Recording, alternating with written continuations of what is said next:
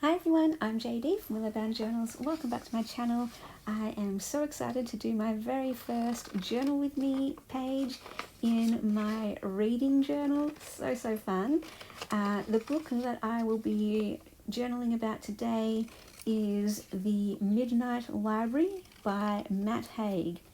And so I have gathered a few supplies around me on my desk to go with the theme from this book. So I've got some star and moon washi tape to go with that theme of midnight. I've got a sticker of some books to go with the theme of library. I've also got a sticker with a clock. I've got a few different stickers of watches and clocks and things, and all about midnight, again the time of midnight. And I've also got some cat paws and black cats, because I'm not sure if you can see on that cover, there's a little picture of a cat on the cover, and there is a cat in the story and plays a bit of a significant role in the story.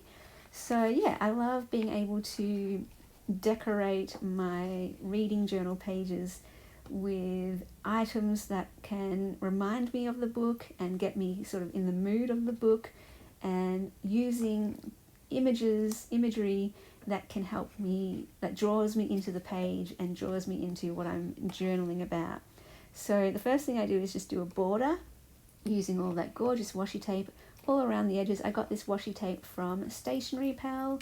I do have a link to the website in the description box of all of my videos with a coupon code for 18% off, so feel free to use that anytime.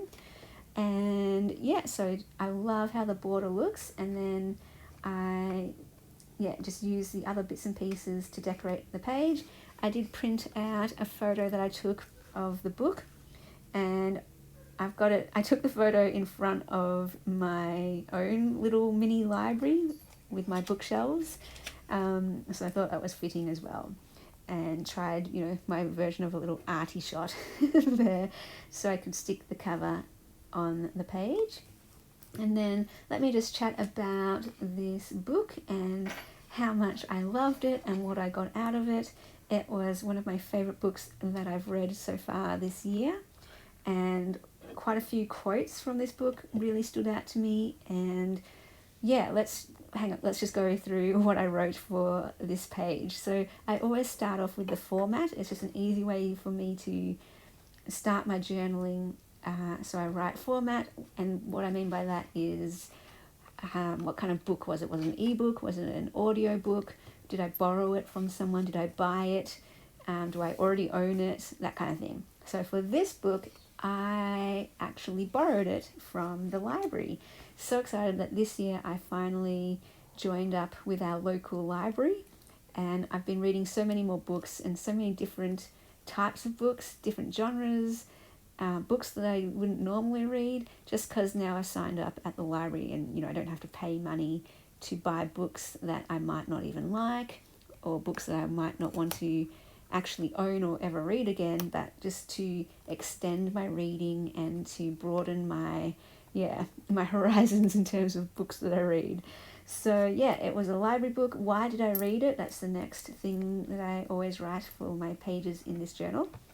The reason I read this one is because one of my friends, who also loves reading, she recommended it to me.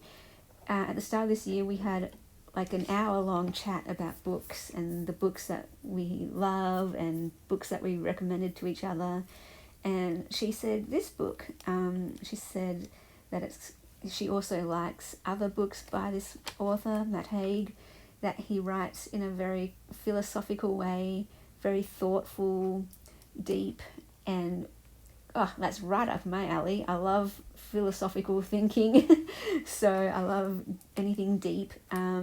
So yeah, I thought I would like to read this, and then I was talking to my sister as well, and she said that she liked his writing as well. So there we go. That's why I had this on my list, and I borrowed it when I saw it. And then the next category that I wrote about for this book was my thoughts. So just my thoughts on the book.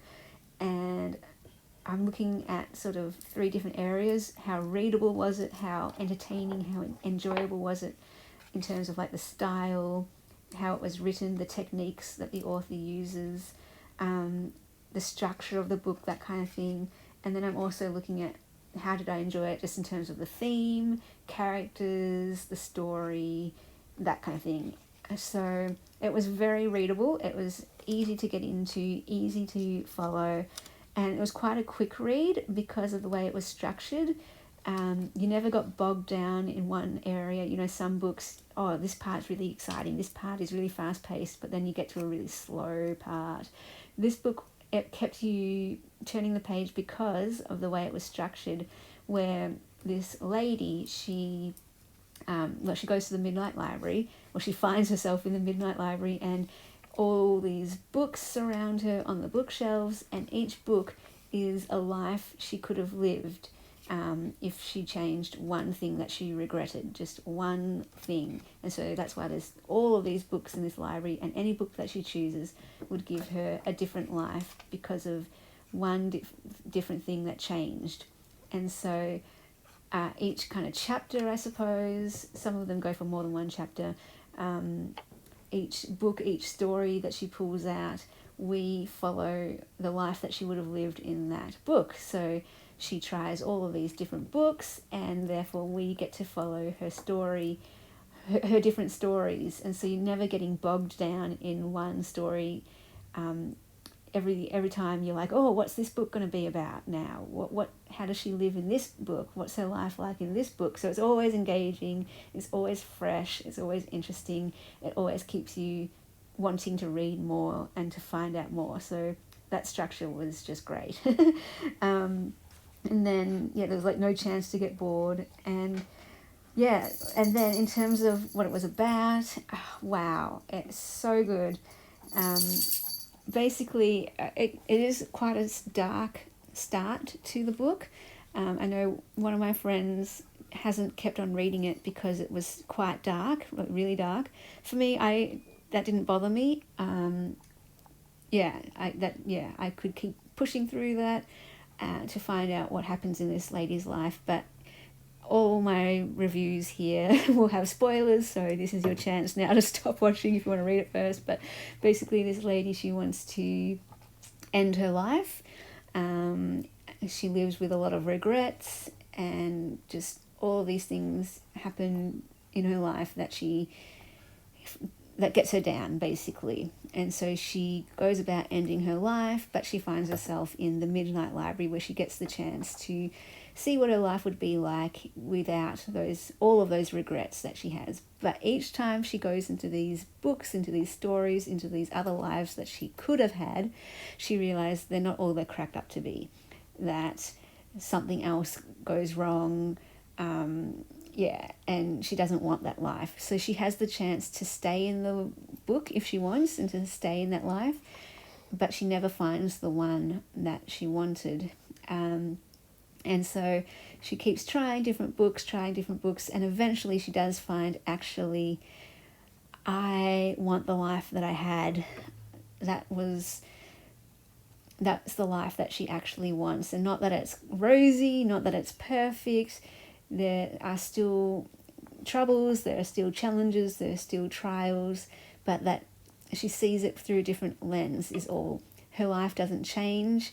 She thought she wanted a changed life, but what she realizes is that she doesn't want to change life. All she needs is a changed perspective. And that, when you are going through a time where you want to end your life, it's because you don't see any hope, you don't see anything changing, you don't see anything different. And so now she sees that there's possibilities. Now she sees that change can happen. And it all came from a change in perspective, that there's a world of possibilities ahead of her in her one life that she does already have. She doesn't need to live all of these other lives in these other books, because there's a world of possibilities already ahead of her through the choices that she makes and through her perspective.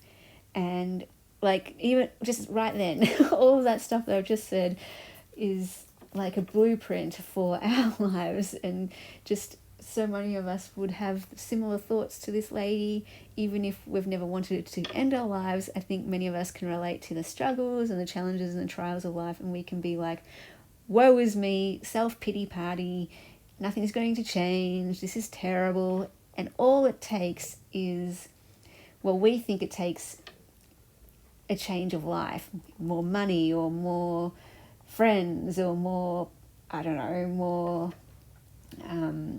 possessions or more, what do people want? More popularity, a relationship, or whatever it is, the standard things that people are looking for in our culture, that society says that will make you happy, that you want to look different. You know, if people think maybe this surgery will make me happy, or that this thing, if I get this thing in my life, it will make me happy.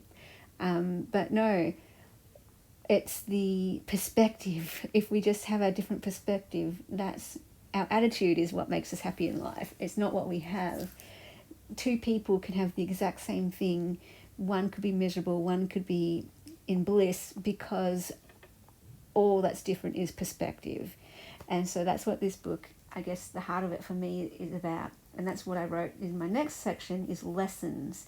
So what did I get out of this book? How does this book teach me? How does it change me? And it's a book about perspective for me. It's a book about living. It's about regret and learning and embracing the life you have and the possibilities you already have in this life. All of the possibilities are before you. It might look like there's zero possibilities, but actually, if you just change your perspective, you can see that all the possibilities are before you. And this is the life to live.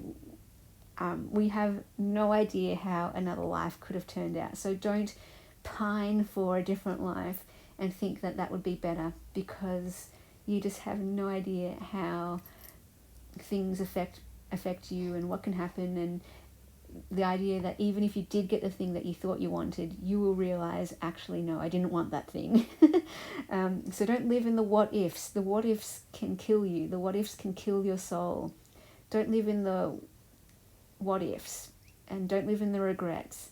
Live in the possibility of what can be in this life that we have. Live in what is now, because there is magic in now. Don't live the life you could have had. Live the life that you have now, and all of the possibilities that are in that. And I want to read out 3 quotes from this book that I love. The biggest quote, the biggest takeaway for me, or the biggest thing that I resonated with, was, "The only way to learn is to live." Translation, my version of that quote is, "The best way to learn is to live." And I've seen that. We, good-meaning people with well-meaning advice can give us the most wonderful wisdom, and we can know it with head knowledge, but it's only when we live it and experience it ourselves that we will truly learn that lesson. And I know the pain of wanting to learn something, to teach someone something so that they can avoid going through the pain and the trials, if they can just learn it without going through that. But honestly, it's often that's the only way people learn it. And honestly, the best way people learn it is through having to go through it themselves, and just to let life teach you. So yes, the trials, the challenges are hard, but man, they give you good lessons. And embrace those trials, embrace those challenges, because I want those lessons, man. I love learning. It's one of the best feelings, and give me life and all that it brings, because it will teach me, it will grow me.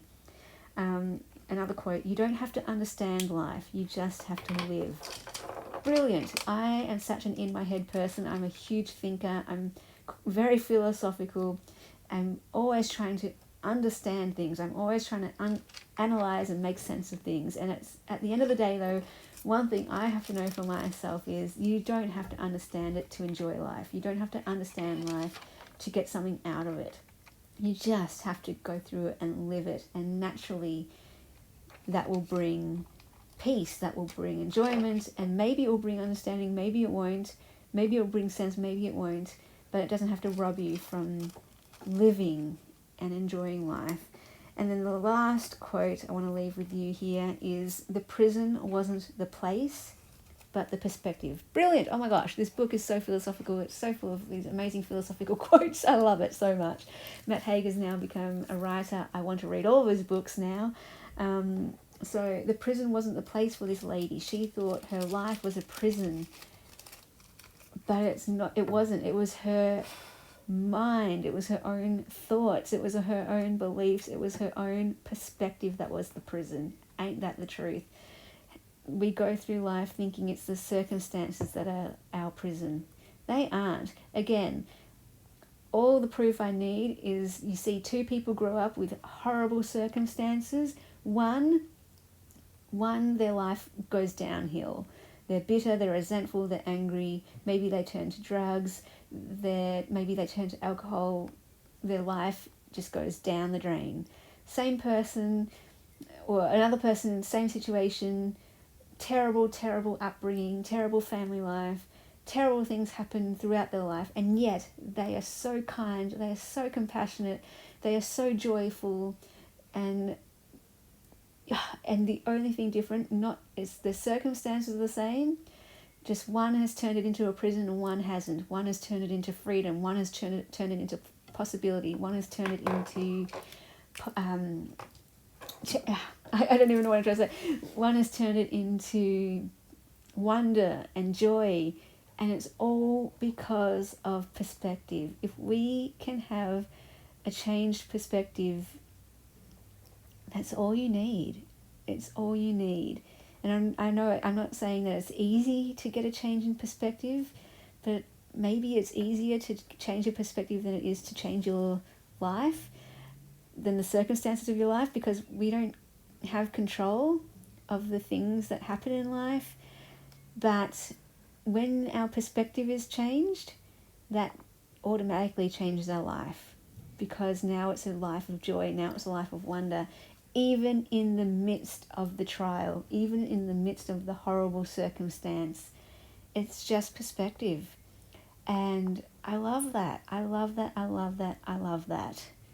And I guess, that's encouragement for me anytime that I go through a dark time, to just be like, this dark time doesn't have to go away.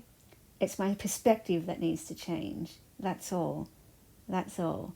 So that's all we need to dance through life, is our perspective. And wow, I love that this book uses a fictional story to bring out a truth. And that's one of the things I love about fiction, is that fiction is a way of telling truth in a way that telling it just through facts and figures can't. And I mean, another thing about fiction is you could just have that quote on your wall and be like, the prison wasn't the place but the perspective. And you could be like, yeah, my head gets that, great quote. But it's only when you read this story and you read a fictional book that truth, you've gone through it, because you live that truth through the book, you live it through the story, and now you understand it better. Now it's become part of your life. So the wonder of fiction. Okay, so I hope you enjoyed that journal with me session, and I will see you guys in the next video. Thanks for watching. Bye. A big thank you to my beautiful patrons who supported me in August and allowed me to do this full time for another month. If you would like to support my channel and what I do, you can do so over on my Patreon. The link will be in the description box below, and that's where you get access to more videos, printables. At the Ruby tier, you get every single digital kit from my Etsy, plus a new digital kit every month. There are also some mail tiers where you get some goodies sent out to you in the mail.